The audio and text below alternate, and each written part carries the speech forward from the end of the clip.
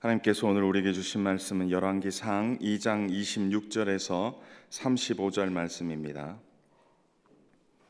열왕기상 2장 26절에서 35절 함께 합독하겠습니다. 왕이 제사장 아비아달에게 이르되 내 고향 아나돗으로 가라. 너는 마땅히 죽을 자이로되 내가 내 아버지 다윗 앞에서 주 여호와의 궤를 메었고 또 내 아버지가 모든 환난을 받을 때에 너도 환난을 받았은즉 내가 오늘 너를 죽이지 아니하노라 하고 아비아달을 쫓아내어 여호와의 제사장 직분을 파면하니 여호와께서 실로에서 엘리의 집에 대하여 하신 말씀을 응하게 함이더라.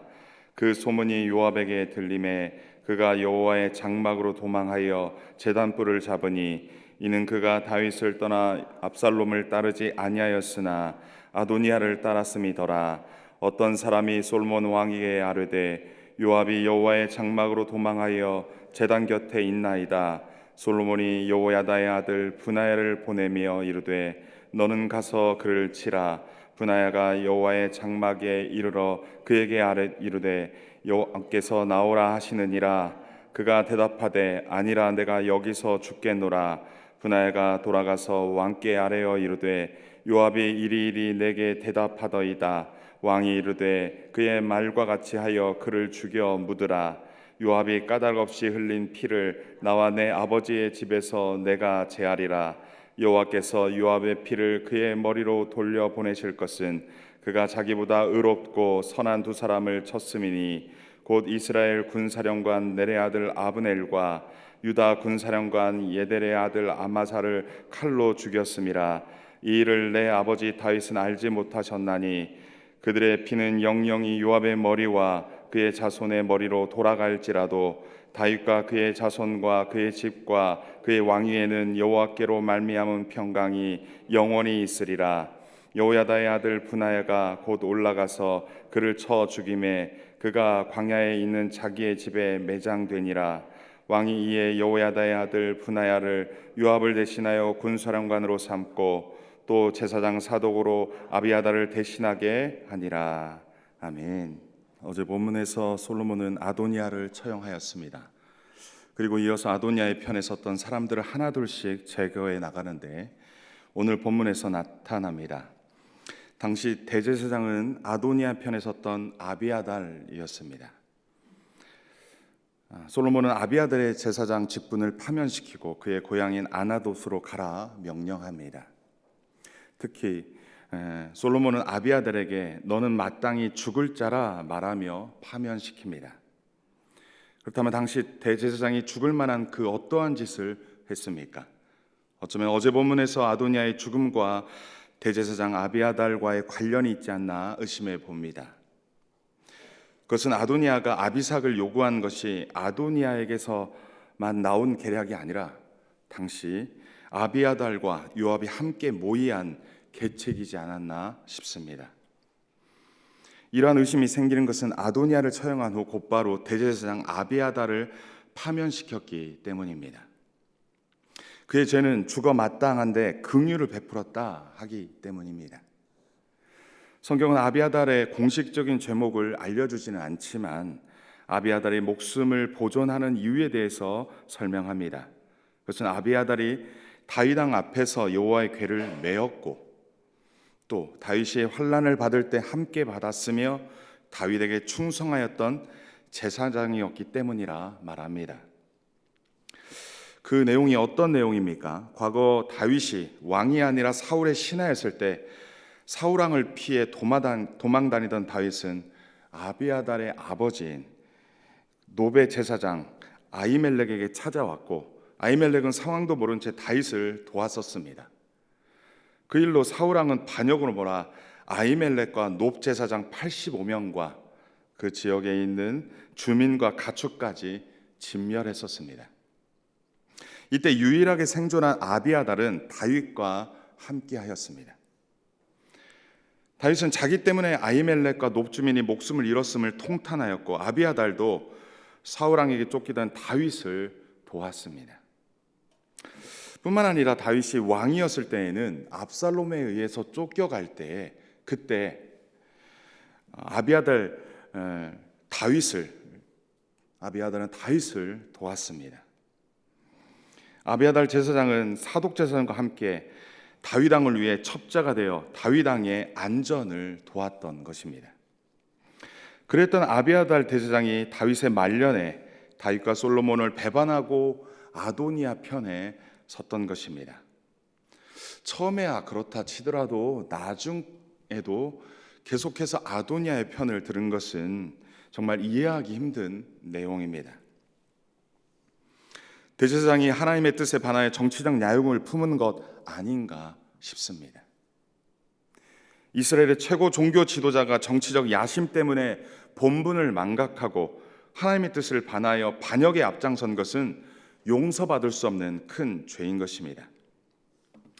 아비아달은 젊은 날에 그리고 꽤 오랫동안 하나님과 하나님 나라에 충성했습니다.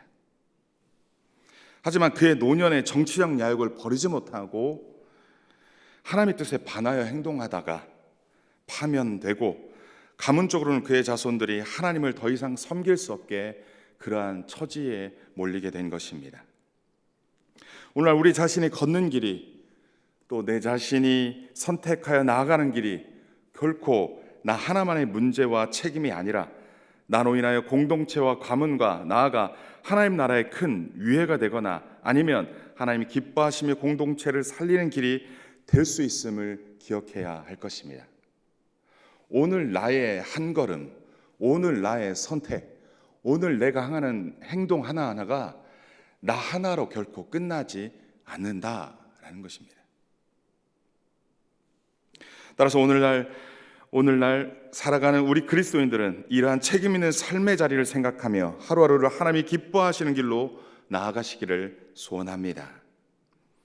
또한 우리 종교 지도자들이 하나님을 향한 처음 사랑과 다짐을 잊지 않고 날마다 주어진 사역에 충실하며 늘 진실과 겸손함으로 말년까지 승리할 수 있도록 성도 여러분들은 계속 기도해 주었으면 좋겠습니다. 아비아달이 처음부터 그랬던 건 아니었습니다. 아비아달이 처음부터 잘못된 길로 간 건 아니었습니다. 하지만 그가 나중에 말년에 무엇으로 인하여 무엇 때문에 그렇게 곁길로 나아갔던 것입니다. 따라서 우리 성도들은 지도자를 위해서, 특별히 종교 지도자들을 위해서 함께 중보하는 일을 게을리해서는 안 됩니다. 그 종교 지도자 한 분으로 말미암아 우리의 영적 생명도 달려 있을 수 있기 때문에 그렇습니다. 여러분, 끝까지 우리 목회자들이 진실과 겸손함으로 나아갈 수 있도록 중보해 주시기를 소원합니다. 27절 말씀에서 아비아달의 파면은 개인적인 몰락만을 의미하지 않는다는 것을 말씀합니다. 아비아달의 조상 엘리 제사장의 가문에 대한 하나님의 심판이 실현되는 사건이기도 합니다. 엘리 제사장의 아들들인 홈니와 비느하스는 제사장의 직분을 망각한 채 하나님께 드리는 제사를 업신여기고 성소에서 봉사하는 여인들과 동침하고 제사를 드리기 위해 바치는 제물에 대하여 하나님께 바치기도 전에 자신들이 먼저 제물을 취하기까지 하였습니다. 이 내용은 사무엘상 2장, 3장 이러한 내용에 등장합니다. 하나님께서는 그들의 잘못을 지적하였지만 엘리 제사장은 그러한 악행을 저지르는 자들에 대하여 그 아들들에 대하여 말로만 꾸짖었습니다. 그 아들들도 또한 아버지의 훈계를 귀담아 듣지 않았습니다. 지극히 형식적인 훈계였던 거 아닐까? 또한 반드시 고쳐야 하는, 마땅히 고쳐야 하는 그러한 부분임에도 불구하고 말로만 하지 않았을까라는 것입니다. 하나님께서는 엘리 제사장과 그 아들들의 행위가 하나님을 멸시하는 악행임을 지적하고 엘리 제사장의 가문의 몰락과 제사장 직분의 박탈을 예고하였습니다. 결국 홈니와 비느하스는 블레셋 전투에서 죽었고 엘리 제사장은 또 그 소식을 전해 듣고 그 자리에서 즉사하고 맙니다. 이후 엘리 가문의 아히멜렉을 포함한 놉의 사륙 사건이 있었고 이제 아비아달까지 파면됨으로 엘리 제사장의 가문에 대한 하나님의 말씀이 성취되었다고 말씀하는 것입니다.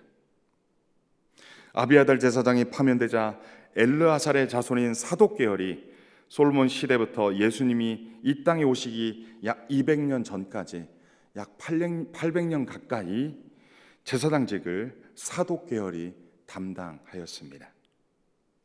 이처럼 하나님의 약속은 세월이 지나도 반드시 성취하십니다. 하나님의 말씀은 영원하며 그 약속을 신실하게 지키시는 하나님이십니다. 그분이 우리 하나님이십니다. 28절에서 34절은 요압이 처형당하는 내용입니다. 아비아달이 대제사장직에서 파면이 되고 아나돗으로 가게 되었다는 소식이 요압에게 전해집니다.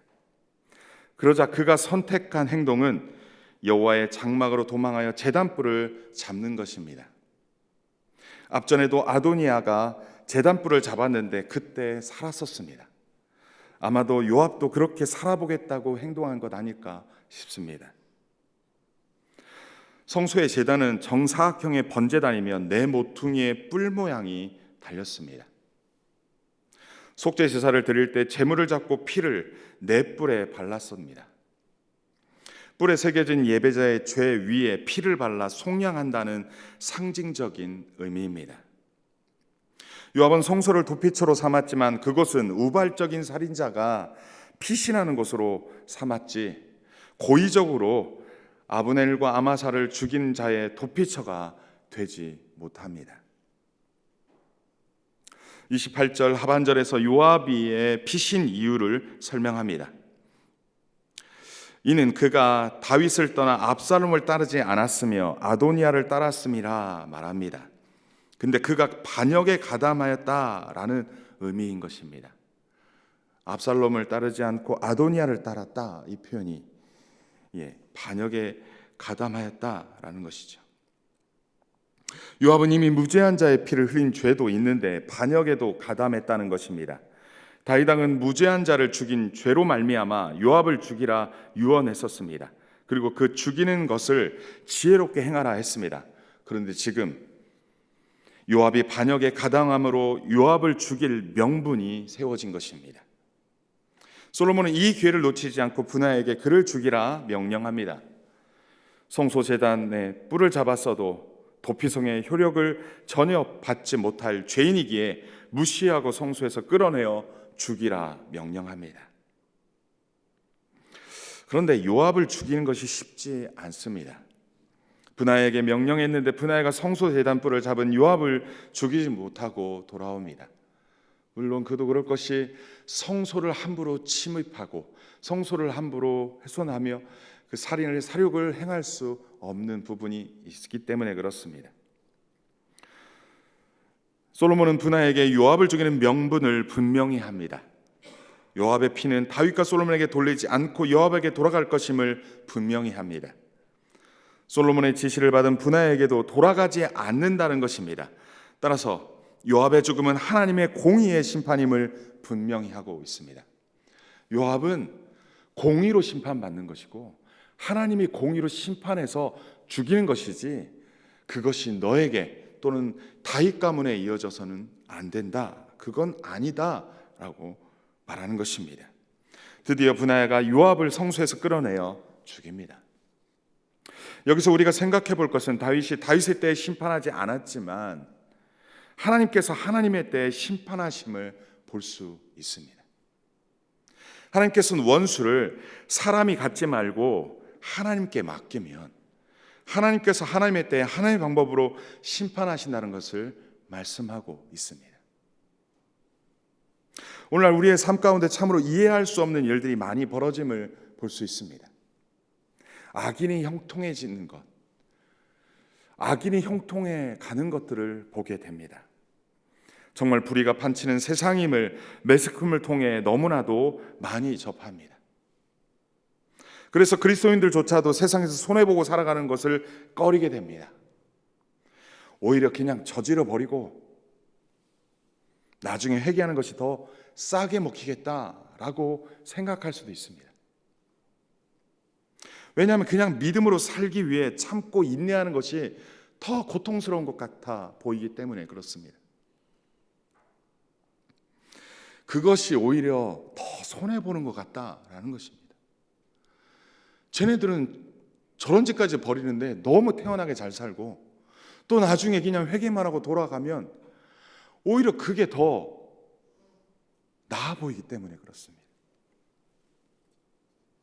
그래서 우리 그리스도인들이 너무나 억울하다는 것입니다. 그리스도인들이 더 손해라는 것입니다. 그렇게 하나님의 부재에 하나님이 없는 것 같다고 말하는 사람들이 있을 수 있습니다. 그리고 순간순간 우리의 선택이 혼동될 때가 있습니다. 하지만 우리 하나님은 살아계십니다.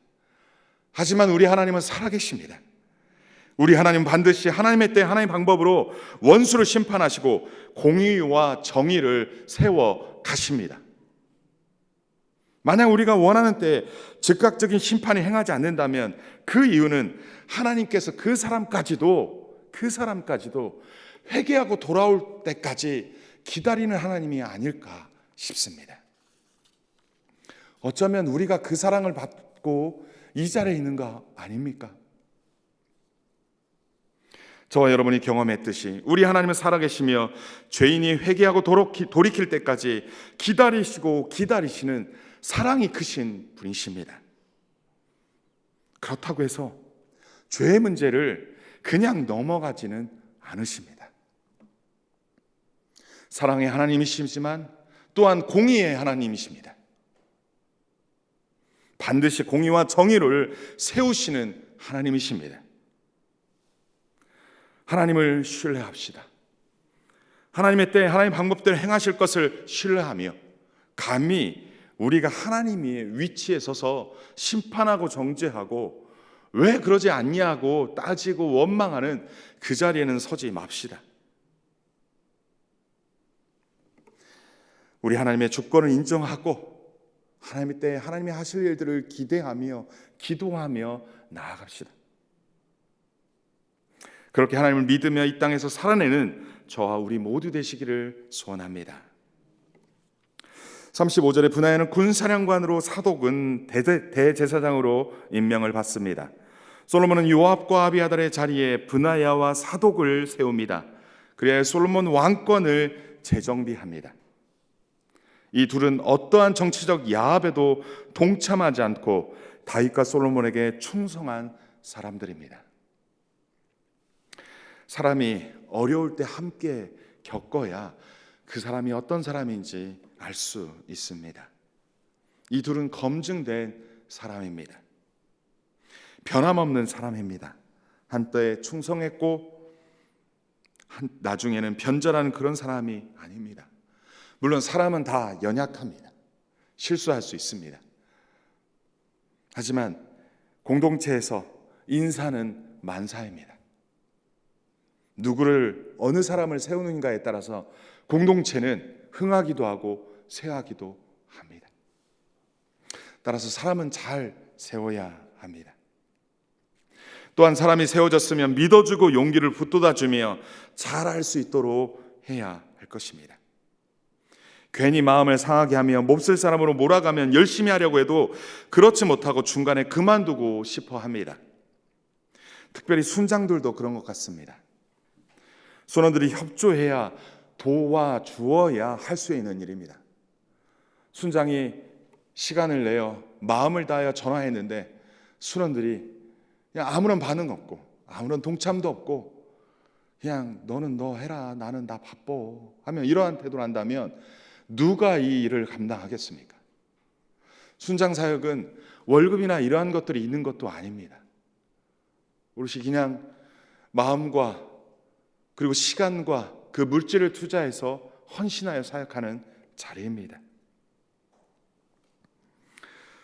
수원들이 협조해야 도와줘야 할 수 있는 사역입니다. 그 희생의 자리에서 섬길 수 있도록 반응해야 할 것입니다. 또한 아무쪼록 임명받은 자들은 하나님께서 세워주신 자리임을 인식하고 중간에 그만두지 말고 임기 동안 충성을 다하시어 하나님이 기쁨이 되시기를 소원합니다. 인간을 향한 충성보다 더 중요한 것은 하나님께 대한 충성입니다. 순장이나 저만 하나님께 세워주신 직분은 하나님께 충성하는 자리입니다. 물론 사람을 섬기는 자리인데 하나님에 대한 경외심을, 사람을 섬김으로 하나님에 대한 경외심을 증명하는 자리인 것입니다. 따라서 우리는 하나님께 충성하는 자리에 있으며, 그리고 그 자리에서 하나님을 향하여 충성하는 자리임을 인식하고 끝까지 충성하여 주님이 우리를 기억하시는 그 자리, 그 영광스러운 자리 되시기를 주님으로 간절히 축원합니다. 오늘 말씀에서 하나님은 어떤 분이시고 우리에게 주는 교훈은 무엇입니까? 하나님 나라는 하나님께서 공의로 세워가시는 나라입니다. 다윗과 약속하신 약속을 신실하게 지키시며 그의 나라를 공의롭게 세워가시는 그러한 하나님이십니다. 결코 부정과 불법과 탐욕으로 세울 수 없는 나라입니다. 또한 하나님은 하나님의 때에 하나님의 방법으로 정의와 공의를 행하십니다. 내 생각에 내가 원하는 때에 그러한 일이 이루어지지 않는다 하여 하나님이 없는 것이 아닙니다.